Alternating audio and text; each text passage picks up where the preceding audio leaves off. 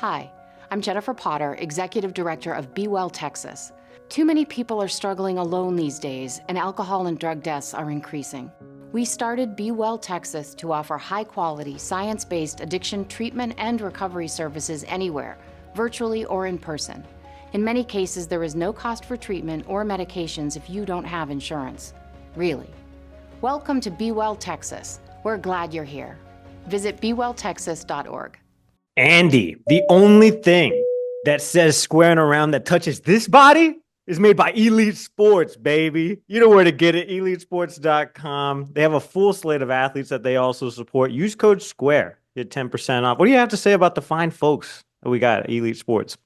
I think the coolest thing about Elite Sports is they have customized stuff for the athletes. I always think it's cool when athletes have their own merch brand, and they've done an incredible job of supporting the athletes at Texas State in the past and in the future. And as NIL gets bigger and bigger, it's important to have a partner that is going to help make sure our athletes stay at Texas State. Elite Sports does that. My favorite thing is that vintage Ben McClain shirt that I have. They do that stuff from time to time. So I'm going to probably scoop another athlete here in a little bit for these cold months. You know, might as well rock our stuff. Support the brand, elitesports.com. Use code SQUARE at checkout.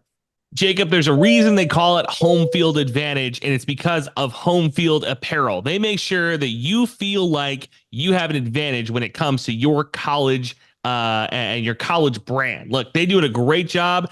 I grew up a Minnesota Golden Gopher fan, a West Virginia Mountaineer fan. We're going to get the Texas State gear at some point, but they have so many different colleges. They got hats, they got shirts. You do not want to miss it. And let me tell you, the shirts, immaculate. They are the softest shirts I've ever had, Jacob. They're so great. I'm not giving up on home field. Neither should you. Use code SQUARE at checkout. Support the brand, baby. I hate playing away games too. You're right. Who would want to sacrifice home field advantage? I feel like I'm in home field advantage every time I'm wearing home field apparel.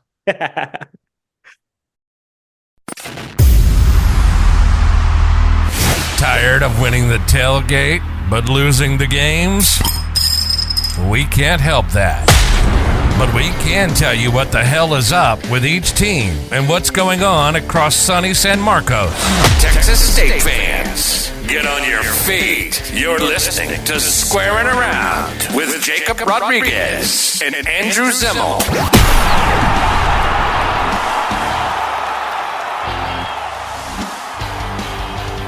What's up, everybody? Welcome to Squaring Around. I'm Jacob Rodriguez. That is my bestest friend in the whole wide world, Andrew Zimmel. This is the show where we talk about everything happening at Texas State. This is Squaring Around. And I made it on time. Ayo, you did. You're more than on time, actually. Yeah. I was over here like a housewife watching my soaps. The Billy Bob Thornton show. I can't get enough of it. Now that The Bachelorette is done, you know, Joan chose her man. His name was Chalk. Who cares, man? Not my pick. Not my pick at all. Chalk sounds like the guy who would like drive one of those green scooters around town. His first impression, you know, when he steps out of the limo was like he made her chicken noodle soup and he called it Chaka noodle soup.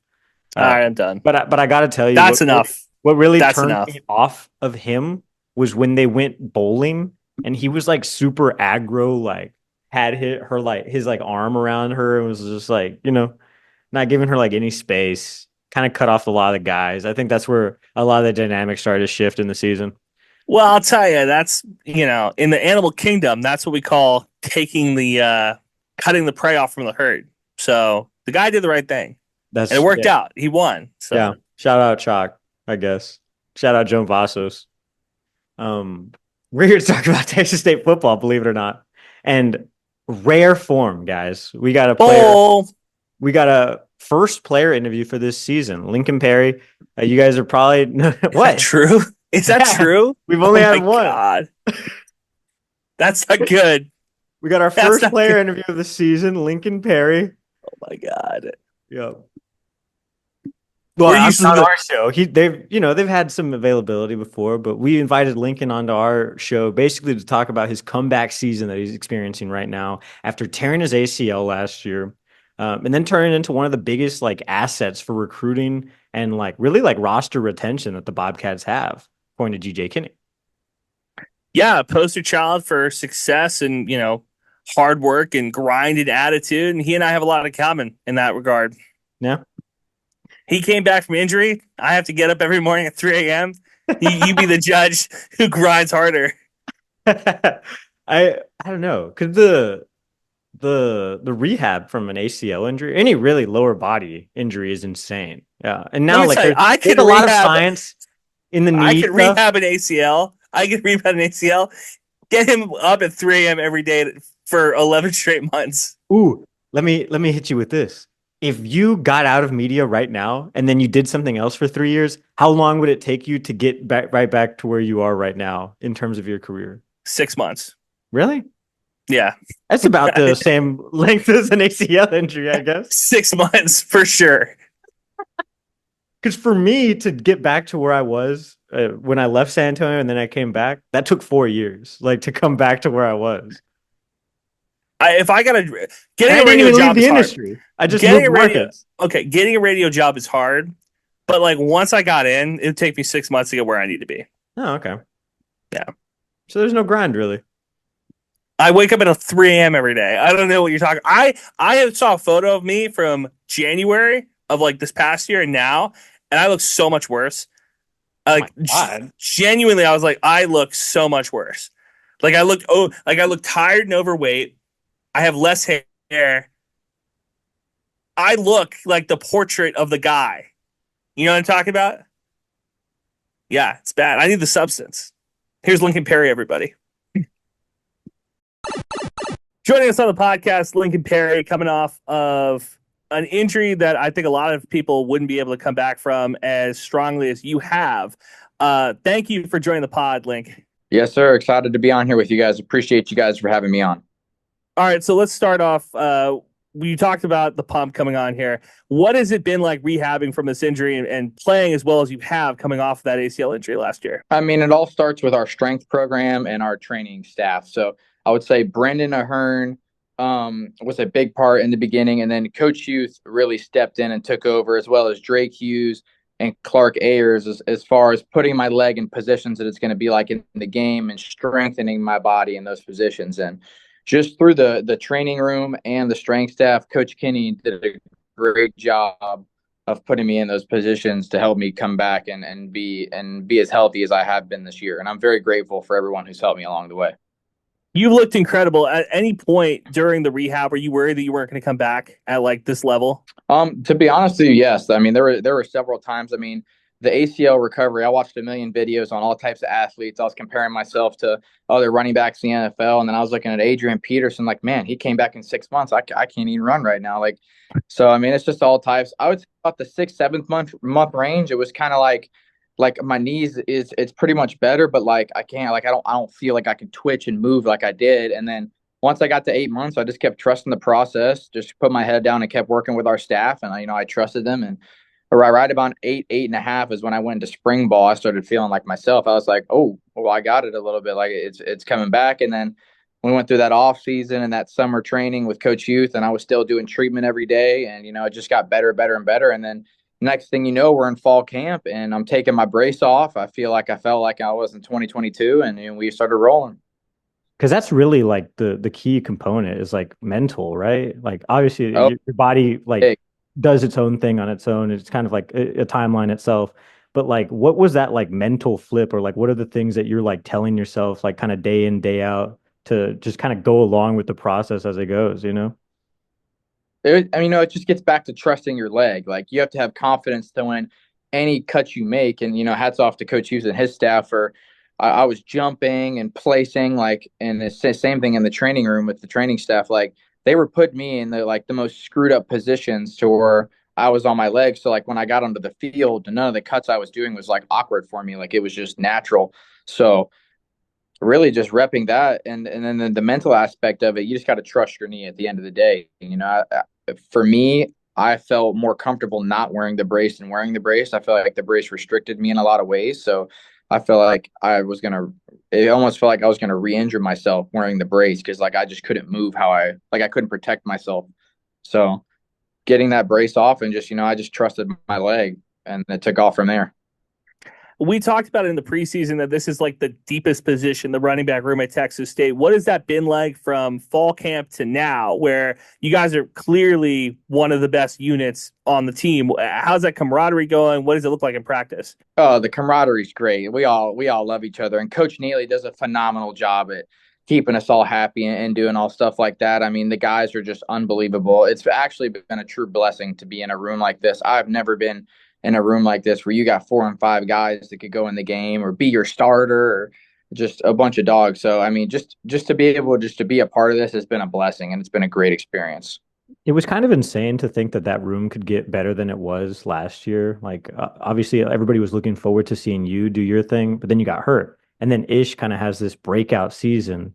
And then we essentially kind of robbed UTEP for their entire room. And then, like, the room got like a whole lot better. So it's just like kind of crazy to see it go from last year to this year. And then it's like even better and seemingly more cohesive. Yeah. Mm-hmm. Yeah. I mean, those guys in the room, Deion Hankins and Torrance Burgess, I mean, phenomenal individuals and ball players as well. I feel like everybody in the room has their own superpower and they're good at their own things. And then you got Ishmael Mahdi coming back after being an All-American. He's special, and everybody knows that. Ishmael being special, and then you bring a guy in like Jalen Jenkins, who's lightning bolt fast and all that. I mean, we just have so many weapons. I mean, it's actually a good problem to have. Like if you're Coach Kenny, you mean like you have so much depth in the RB room, and it's a great problem to have. Have you been getting the touches that you thought you were going to get here? You know, at the end of the day, coming back after my ACL, I was going to be grateful for anything the coaches gave me. I mean, we have a crowded room and a lot of athletes. So, however I could help the team and how it's been this year is, you know, I've been kind of that depth guy and playing on special teams. I've just been grateful to be back out there playing football because there was a time where I thought I wasn't going to play anymore. So, I mean, it's just a blessing that I'm even out here playing. So I'm grateful. Well, the game that sticks out in my mind for you this season was obviously like UTSA. It was an insane like comeback game for you. I feel like everybody in the press box was already really ready to write the Lincoln Pare comeback article. Like what did that feel like just to know that you like kind of like climbed a mountain in that sense? Man, it's so much emotions rolling through because especially that game's like I'm big for Coach Kenny. Like I'm riding for Coach Kenny. So when we play them, it's obviously Coach Trailer. It's the rivalry. The whole team's hype. We're like, we got Coach Kenny's back. Like we got to go win this for him. So just to be able to be put in a position to contribute in that game is a blessing. And, you know, I was very grateful to be able to get carries, you know, that 4th and 1 where, they called me for my first offensive snap of the game and I ended up breaking it for a touchdown. I mean, you can't write it better for a dream come true to come back at Texas State and have a run like that. So, you know, and then I got some more opportunities late in that game that were awesome as well. But just to be able to be in that game and score a touchdown, just that was big for like me mentally and stuff like that. To be able to come back, you're like, okay, like I could still play RB at the FBS level. Like my knee's good. Like I'm here. Let's roll. Well, there you go. That's a clip right there. That's a clip for the pod right there. I love that. I was going to ask about Jordan McLeod, but I want to talk more about the games that you've seen this year, man. Like you talk about being back in like prime level behind that offensive line. What has that felt like this year? Does it feel like you're firing all cylinders? Yeah, every time I'm in there, I mean, I think we have the best offensive line in the country. You know, Coach Shu, man, he does a great job with the O-line. He's all over them. Everybody knows what they're doing. Coach Kenny, he's on top of everything. Everybody knows what they're doing. And whichever running back gets to be back there, man, you get to go eat. I mean, our offensive line does a great job. So, you know, when I'm back there, I have all the confidence in the world. And, you know, my O-line's great. So, I mean, I have nothing to complain about. They're great up front. So, you know, I'm just grateful for the opportunities. In the off season, I guess, let me break it down to what I was going to say before Zimmel said something earlier. My bad. It's okay. I'm just excited to talk to Link. But I think covering this team, there's been so many like dream sequence moments. You mentioned like the UTSA thing. For me, like the thing that sticks out in my head is that first river jump from last year. This team kind of had like a lot of like hype and stuff going into it. It's had like some highs and then unfortunately like some lows. But like, what do you guys do to like kind of come down and come off of those like super emotional wins and then like kind of sometimes devastating losses, you know? You know, it all starts with Coach Kenny, and you know, he says that whatever happens in the game, that he's going to take everything to blame. So he kind of just brings us all in. After the big wins, after the big losses, Coach Kenny brings the whole team in, and he just tells us how it is, and that he's got us, and that he's got our back no matter what. So really honestly just listening to him and, older guys like me, like Nash Jones, just setting the example after that and knowing how to take that criticism or know how to get the team back down to mellow for the next week. Coach Kenny does a great job at leading us and showing us what to do. In a world now where it's a revolving door, the transfer portal, you pretty much can leave whenever you want. If as a player, you kind of have turned into a poster child about all right, hey, even if I am injured, I'm sticking around. I want to be here. What were those conversations like this offseason? Like that, hey, I'm going to be back. Will you have me back? What was that like behind the scenes? You know what? It was never going through the injury process. There was never in my head that I needed to leave. Coach Kenny and this staff, one thing they did a really good job was keeping me included. They had me out at practice.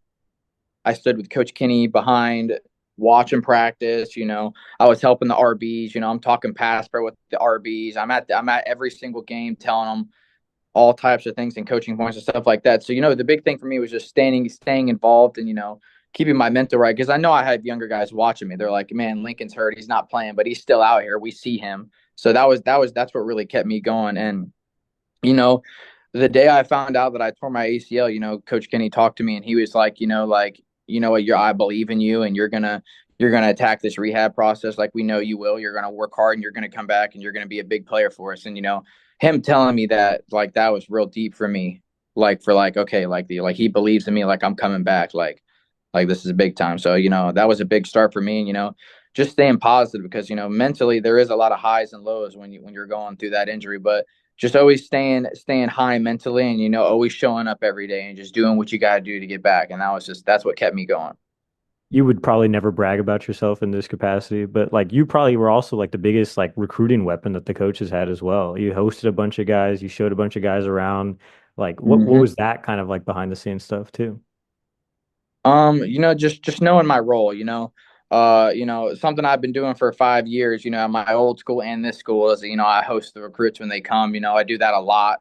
I've gotten a lot of commitments. I do take pride in getting a lot of getting the guys to come here. So it's something I enjoy and, I enjoy helping the staff and, it's something I'm good at. So, I'm going to keep doing it for them and hopefully get some more recruits coming. I did it this past weekend. So it's been a lot of fun.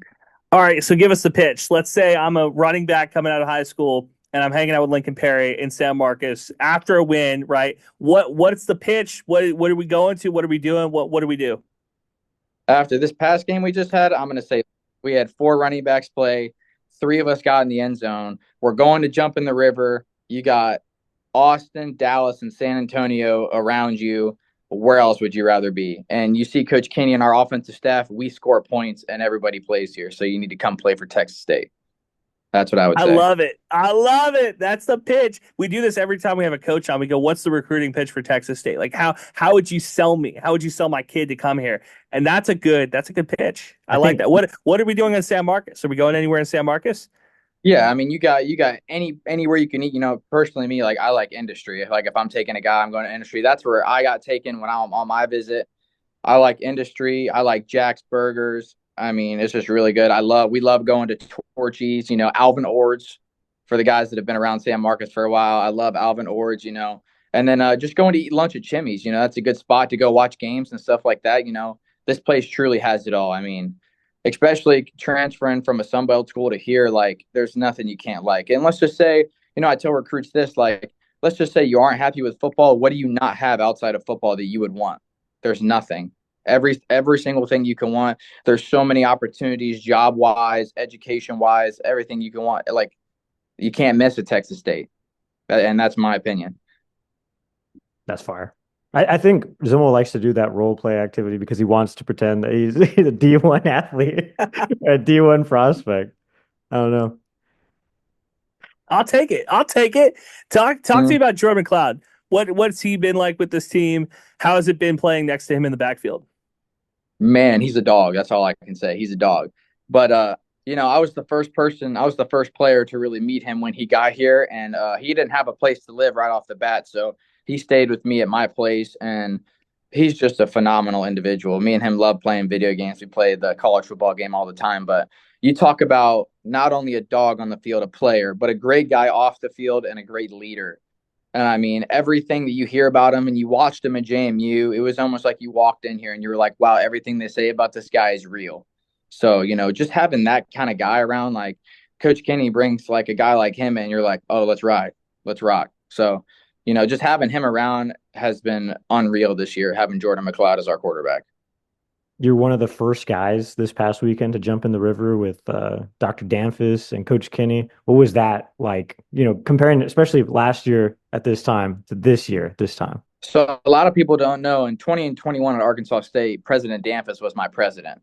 And so when I transferred here, he came here as well. So I've always had a really good relationship with him. And, when we got to jump in the river last year, I didn't get to jump in because I tore my ACL, and they were like, you're not jumping in the river. We don't want you to land wrong or do something like that. So, it was a surreal moment for me to be able to jump in the river with the team, like how I helped them and stuff like that. So it's just awesome.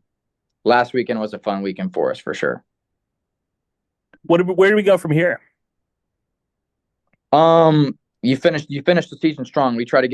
You take it week by week. We're all about Georgia State right now, but you try to get 2 big wins, and you try to go to an impressive bowl game, and you get a big win in the bowl game, and you try to win 9 games, something that's never been done here at Texas State. So, we're just taking it week by week, and, we're trying to make history because, we still can make history with those 9 wins and set ourselves up for next year. I'm good. Thank you. That's what I wanted to hear. This is incredible, Link. We appreciate you joining us.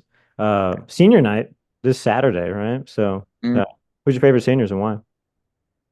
I got to go with Jordan McLeod and Connor Fox. Those are my guys. Of course. We want to get Fox back in the end zone again. We love seeing Fox in the end zone this week. So if we can get Fox in the end zone, Jordan McLeod's going to light it up. Hopefully once to Fox. So, but for all the seniors, like you talk about a guy like Nash Jones, who's our probably our number 1 leader and our team captain. So just really like guys like Torrey Spears, Caleb Culp, just, I want to see all the guys ball. I hope all the seniors get interceptions. I hope all the offensive seniors score and just everybody gets a time. Man, Deion Hankins, I hope he rushes for 100 and gets 2 touchdowns. Like, you just got to be happy for your guys, man. I hope everybody turns up. It's a great night. I hope we lock in and get the win, send everybody out right on their last home game as a Texas State Bobcat. Awesome, man. Well, yeah, that's really all that me and Zimmer wanted to talk to you about. We appreciate you joining the show again. Yep, for sure. Appreciate you guys. Right before we started recording, I was telling you I was watching Paramount's new Landman with Billy Bob Thornton. I swear to God, it's like every one of these rough and tumble characters, I'm just like, that's me in a different life. Do you ever get that way about things? No, not at all. Not with the rough. This is my TikTok algorithm right now. It's that chill guy meme and Billy Bob Thornton clips from this stupid show.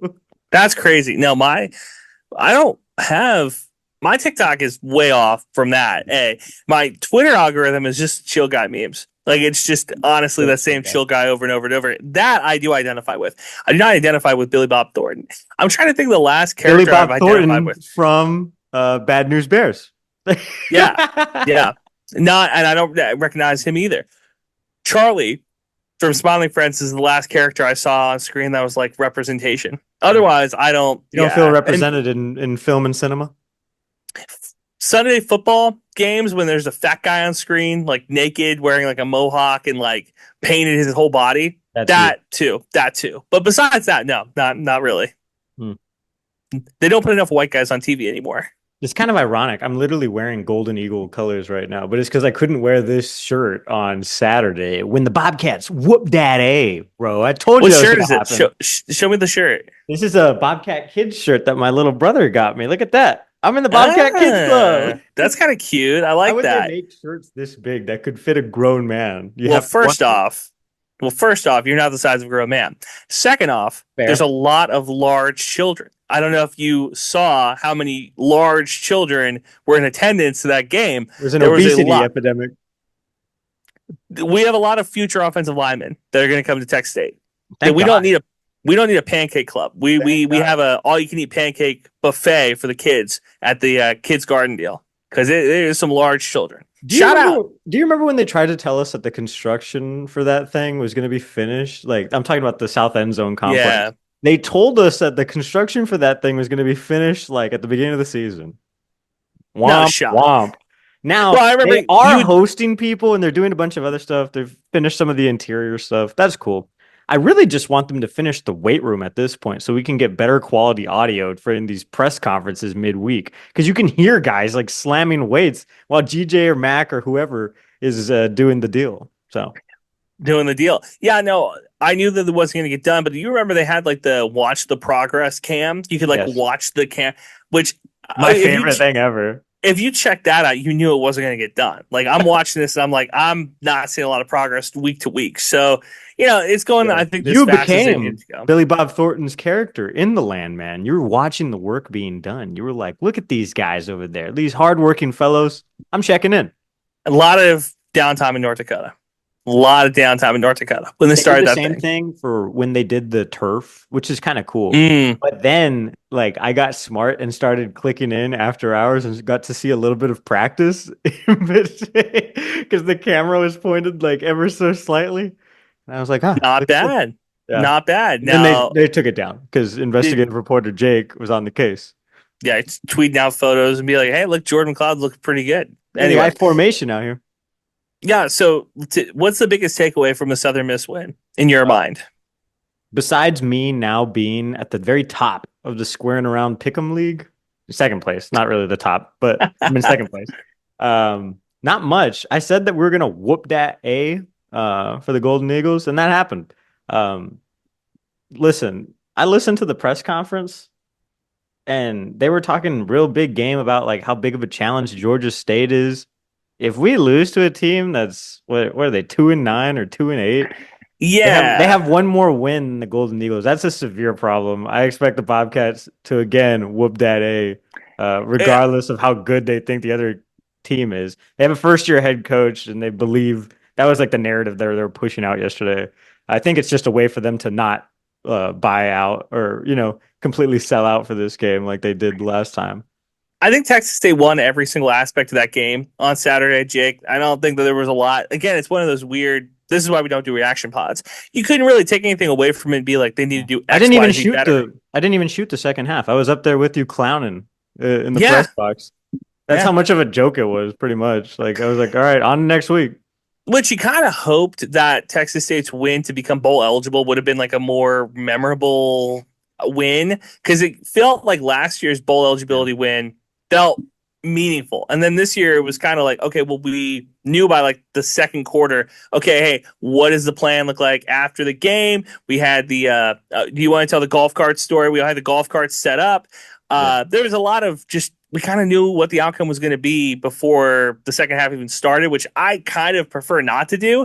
I like having interesting games, even if it means Texas State is playing it tight in the fourth quarter. I like to have an interesting second half, especially if I'm in the building for it. Yeah, somebody from the Sunbelt world hit me up and was like, hey, what's your real insight for this game? And I said, we were going to put the Golden Eagles down like Old Yeller. That was my... Oh, my God. Yeah, I was like, we're going to put this team out to pasture. We are going to be the reason they start rebuilding next week. And that's pretty much what is happening right now. Yeah, there was a lot of things that happened after the game. Beforehand, I was talking to our boy, Zach Webb, and I was like, do you remember last year and how like different like the vibes were at this time, like getting bowl eligibility? Now it just feels like this is just like another notch in the belt for this team that was expected to do that. Obviously, they had like expectations to do bigger and badder things. And not to say that they still can't. I mean, the Sun Belt's insane. So maybe something drastically wrong happens at the very top of the West. But I don't feel like that's going to happen. And we're just going to have to be satisfied with like a pretty good bowl game at this point. Which is disappointing because like you talk about the notch in the belt, we kind of knew that Texas State was going to be good enough potentially to play for the college football playoffs. And I'll tell you, last night when I was watching them do the bracket, I did feel a pang of like sadness being like, Texas State should be where Boise State is right now. That should be us. It's a very deep group of five slate anyway, with Army and everybody else. So I don't know if Texas State would have even been in the college football playoffs given if they went undefeated. So that gives me a little solace, but it's still, I don't know. I expect them to play a pretty good bowl game. I guess if the only way we would be in that conversation if we were undefeated, which is so insane to do, right? GJ Kinney has a famous quote, it's hard to win games in college football. He said that for like a month and a half and drove me insane. But I've noticed that this team to this point has only had a 2-game win streak, like twice. So that's since he took over. Yeah. Carrying over right now. Yeah. Yeah. And these wins and losses kind of came at like weird times too. And it just felt like we couldn't gain momentum at the right times. Or especially when we came out of both bye weeks with losses, you're kind of like, wait, what the heck? How'd that happen? You know? And then we continue to play midweek games. We're going to end our season. I've been harping on this for like the last month and a half, but we're ending our season at 2:30 p.m. in Mobile, Alabama, playing the South Alabama Jaguars. On a Friday, right? On a Friday. Yeah. Yeah, that doesn't move me very much. I think when you take the season, again, season's not over. There's still 3 potential games this week, next week against South Alabama, then a bowl game. But when you look at the season in retrospect, I truly do believe that we are going to be looking at how do we lose games coming out of bye weeks, because it's one of those things that coaches are going to go absolutely crazy over in the offseason. Like, how do we fix that problem? Because if you think about it, if you get those 2 other wins potentially coming out of those bye weeks, you already were bowl eligible, and you're probably looking for a Sun Belt West title right now. Versus where we are currently, you should be Georgia State. South Alabama is going to be a tough game. You should win your bowl game, but we were looking at maybe a 10, 11 win season this year if we win those games out of the bye weeks, which is again inexcusable. Yeah, and the 2 that immediately stick out of my mind are, of course, Sam Houston State and ODU. Of course, they're both very big. I think that's the other problem. Sam Houston up as a loss. I think I said that we were going to win both of those games very convincingly, especially ODU. ODU was see, I'm still waiting to get stoned for that one. Sam Houston, you look back and you go like, okay, it was a field goal. You know, it's a rivalry game. Okay, it's NRG. But man, like that's again the way this team plays. Mountain West Conference hopes. Look, I said it right this time. You know what's crazy? I'm still hearing Pac-12. Yes. People are still talking Pac-12 with Texas State, which is again, what are we doing? Yeah, and we're going to find out the truth in a couple of weeks when we sit down with a very trusted source of the podcast. Ooh. Deep tease. But yeah, we'll get down to business on that stuff. Your takeaway from the game, Zim? What did you think? Like I said, we won every aspect of the game. We did what we needed to do across the board. Jordan McLeod. If you were trying to convince your girlfriend or your mom or whoever is very important to you in your life to like football, this is a great game to take them to, because there's nothing but highlights from Texas State. For sure. Brad Jackson's still playing a very big role. Kind of surprised me.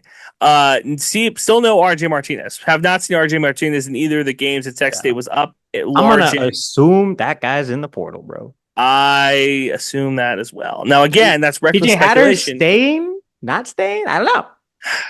I don't know. Here's the thing either. You can't ask the coaches about personnel stuff, because we've seen time and time again that they are not exactly truthful or willing to part with information like that. Well, the other part, RJ Martinez might be hurt and we just don't know.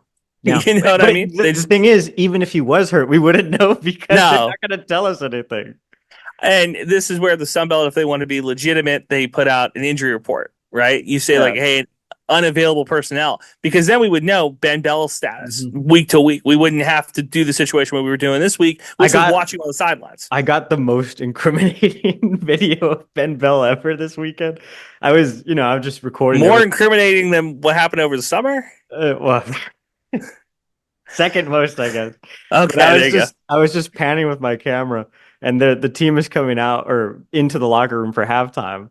And he's walking in on his phone, just chilling. I was like, rats. It's tough. Sorry, Ben.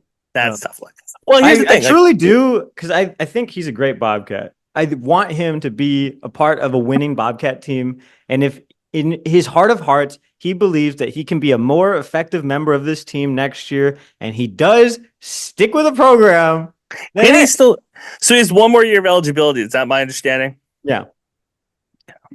This is the most aggressive taking a fifth-year option ever.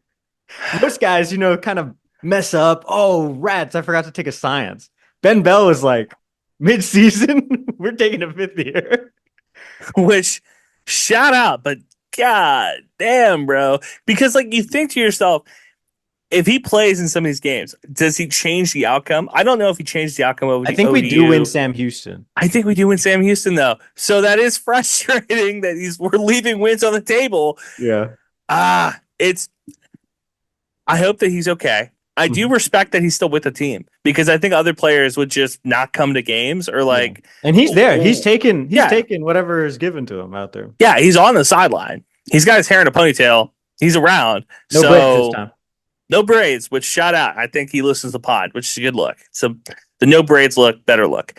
I don't know. Like I said, my main takeaway was Jordan McLeod looked like Jordan McLeod. He looked like the Sun Belt Player of the Year. Brad Jackson looks super athletic. Insane. I like that what we're doing with him in kind of these option quarterback situations. I would like to see him throw the ball. I would like to see what he looks like under duress and in the pocket, just so that we can kind of gauge his growth as a quarterback. But I also understand not giving any teams any film on him. Like, don't show what we have. So I kind of get both sides of it. The other part, and you mentioned PJ Hatter, could he potentially stay? RJ Martinez kind of feel like he's not going to be around very much longer, or at least after the season. If you're a young quarterback coming into this program, okay, McLeod's gone, one quarterback competition. I like those chances. Now, GJ has been known to go after transfer quarterbacks. He's been known to go after transfer quarterbacks. So the other part is, bad. I've been looking at other teams, especially in the Southeast, ACC, SEC, guys who aren't playing and being like, I wonder what that guy would look like as a Texas State Bobcat. Florida's a very interesting situation, Jakey, because they got a couple guys who in the SEC average. Sun Belt Conference, all conference. I'm just saying. I'm like, Just thinking. Who can we poach? Not like the other. Well, if I was a Division I athlete, tell you right now where my talents are going, because I'm probably not going to see the field at Texas State. They got a bunch of guys out there. Yeah. You're telling me they're going to pick up a 5'7" quarterback? Oh, you're talking about Texas? You. Gotcha. Guess where I'm going, baby. Incarnate Word? I'm going to UTRGV. Well, there you go. Those guys gave everybody an extra year too, because they redshirted everybody who joined the team last year. So I look at this too. Incarnate Word now has like a pretty good track record putting guys in like pretty good situations. So if I was a quarterback who I thought like I'm not getting a fair shot, Incarnate Word is where I would go. Like they beat Texas State. Cam Ward looked like a Heisman contender. Like that's just the power of the Catholic Church, Zim. Yeah, Lindsey Scott looked great. Won a FCS Heisman trophy. So all thanks to the nuns of the Incarnate Word, bro. I guess so. Boosted up the football team. Did I ever tell you about the time I interviewed Aaron Gordon at Incarnate Word? Really? It's the first time I was in that gym. He was doing it was like a camp big type of thing that made ESPN last year on their the Incarnate Word team. Yeah. Well, now they I saw ESPN one of those guys blasting my own location, but I live around the area. Yeah. And I saw one of those guys, and I was like, "Hey, that's the guy from the fight. That's crazy." Well, Incarnate Word made ESPN again with like the head celebration thing. True. So low key, Incarnate Word getting on the map. No, not a football powerhouse, but a meme factory for sure. So my point again being, if I was PJ Hatter, it's a one quarterback competition with Brad Jackson. I'm not seeing the field here. I might go somewhere else. But if I was GJ Kenny, who's been known to go after quarterbacks, even when he has one on the roster, nobody's safe. It's a very interesting dichotomy, because it's like, if you get the chance to be the quarterback, you're going to have success. But you need to have the chance to be the quarterback. And I don't know how many guys get that chance. It was pretty cool to hear him talk about his recruiting philosophy, because you can so clearly see that he loves like roster building like this, kind of like what Craven was alluding to in conversations that we've had with him, that is his favorite part of CFB 25, 24, 14, 13, 12, doesn't matter. Yeah. He loves roster building. And apparently, I asked the question at the press conference, but this is a huge weekend this past weekend for recruiting at the high school level. GJ Kinney said that he's had a bunch of like commits and flips and stuff like that. Yeah. Don't want to put out there, we got a couple flips and so I wanted to, make sure that they're able to talk to those other schools and do all that. So, it was a good weekend though. Yeah, and that is the sort of recruiting that this is now going to turn into. Maybe not so much these huge portal hits, but trying to build for the long term, which is what you want to hear out of a head coach that has been known to be poached. Maybe, I don't know. Rumored to be poached. Rumored to be poached. All right, so this leads us to two things. One, do you believe him? Because I don't. One, do you feel like he's full of shit? Alan, that one was for you, buddy, because you gave us $3 for the NIL collective. We got 2 more to burn, Zimmy. I personally do not believe that GJ Kenny is trying to roster build with freshmen. I just maybe he does, but I don't think that he's going to use his scholarships on 18-year-olds. I think he's going to continue to use his scholarships on 20-year-olds, which I am not necessarily against. I like the situation he's built now where he's bringing guys in and they're making an impact immediately and they played college football before and he doesn't need to teach them how to play college football. He doesn't need to teach them how to be a college athlete. I like that. Yeah. I don't necessarily believe that. The other part, talking about getting poached, GJ Kenny, I feel like, is now in a very good spot. A lukewarm seat is better than a hot seat for him. And I'm not saying he's good. I think it's kind of chilly. He's like sitting on top of a Yeti cooler, but the lid is closed. Well, I'm going to talk about this, but we're recording this on a Wednesday afternoon. I'm going to talk about this on filling in on a radio show. Ray Lewis might be the new coach of FAU. He will be. It's looking more and more likely. If college football decides just to go to give jobs to former players, we might keep GJ Kenny for a while. Because I don't hate that. You know what happened? They started doing this in the broadcast booth. Former players infiltrating the broadcast booth. Now every athlete in the world has a freaking podcast, including your favorites right here on Squarin Around. And now the same dynamic is being pitched to universities across the country. It's kind of like when Bobby Boucher, the water boy, became the all-time leading tackler. And then universities across the country started trying to do the same thing, implementing their sideline help and support staff in that same way. Mac Leftwich could be the next coach that gets poached from Texas State. I'm concerned about the OC. I thought he was going to get poached last year, to be very frank. The question then becomes, like, Joe Brady at LSU for the Joe Burrow year. He got moved from college level to the NFL, where he became a really good OC for Carolina, and now he's with Buffalo. Is Leftwich in a position to move to a Power 5 as an OC, or is he trying to become a head coach? And both of those, it'd be interesting to see if he does get that opportunity to be a head coach somewhere, because he is very young. All things considered, to be a head coach. I think the biggest thing working out for us is just like timing, because there's only a few kind of sexy-ish jobs that he would be eligible for, you know? GJ or Leftwich? Leftwich and GJ, really. But I don't GJ think any job kind of with us right now. I think it's two different. I think GJ and Leftwich are two very different buckets. And GJ also gets a raise after this year, by the way, according to his contract. So, you know. I like both of them a lot. GJ Kenny can kind of pick and choose the job he wants. Mac Leftwich is going to take the first head coaching job he's offered. Mm-hmm. I truly do not think that if like a group of 5 school offers him a head coaching job that he's not going to take it. And that's just part of the game, because you want to get that head coaching experience if you're a 30-something-year-old coach. So whereas GJ whole UIW coaching vertical, like, oh my God, this city and town and university is insane in San Antonio. It's kind of cool because you go back to like the Washington team in 2010 that had like, you know, LaFleur and Mike Daniels and Sean McVay, and it was like a whole coaching tree, right? There was like 5 future NFL head coaches. And I think like at Texas State, how cool it would be if in a couple of years we're like the coach at Baylor and the coach at Tulane and the coach at Ole Miss are all like from Texas State at one point, or all on the same like roster, same coaching tree. That'd be kind of cool. I would not mind that. I would prefer all those coaches to stay here and win me bowl games. But if it means that they all go and have super successful careers other places, I'm not going to turn my nose up. Like I said, there's only one guy who's in the family who I don't like, and it's the Spurs family. It's Sam Presti, because he keeps building really good teams and they keep beating the Spurs. That's the only. And shout out the Spurs. They beat the Thunder the other night. But Sam Presti's the NBA Cup game, baby. I know. Sam Presti's the only like Spurs coaching tree or GMing tree that I'm like, I don't really like that guy because he's too good at his job. Speaking of basketball, we got a bunch of stuff cooking up with our teams. If we could get through football season, I swear to God, we'll start talking basketball. It's just been kind of a struggle bus recently.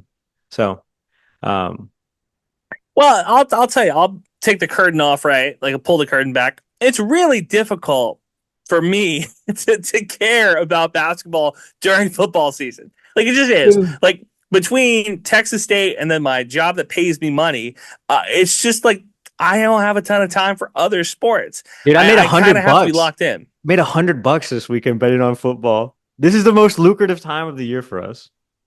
Yeah. Personally, independently. Now, did you get into not really this podcast, but did you get into Bitcoin when it peaked? No, remember I was a big Bitcoin guy during COVID. Remember that? So Jakey crypto? We were talking about it, and everybody essentially in my life who has talked to me about Bitcoin, who has been like, you need to get into Bitcoin, that I was like, I'm not doing that. Are like coming back out and being like, you really messed up. Totally understandable. That thing peaked at like 93,000. I'm like, should have jumped in. Chasing market trends like that? Like, are you really, Are you actually a good investor, or are you just riding waves? You just listening to your douchebag friend? By the way, 12-year-old, absolutely federal crime. We'll get that out of the way first. Federal crime. What? Created a coin, pumped it, got it up to 30K, dumped it on stream, gives his followers the finger, ends the stream.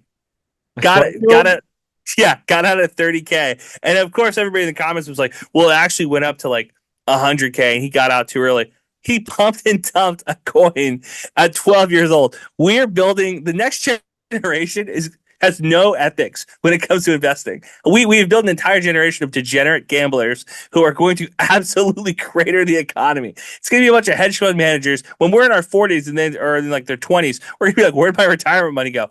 All gone. We just burned it through it. I'm telling you, the next generation is going to be. We're way off. We're in so much trouble when it comes to financial literacy for people who aren't in banking and morals for people who are. It's bad. A pretty great way to end this part of the podcast. Shout out to the 26 graduating seniors at Texas State. Your portfolios probably look better than me and Zimmel's right now. Maybe you are. I don't know. Maybe you're not. I don't make a lot of money. I do invest wisely.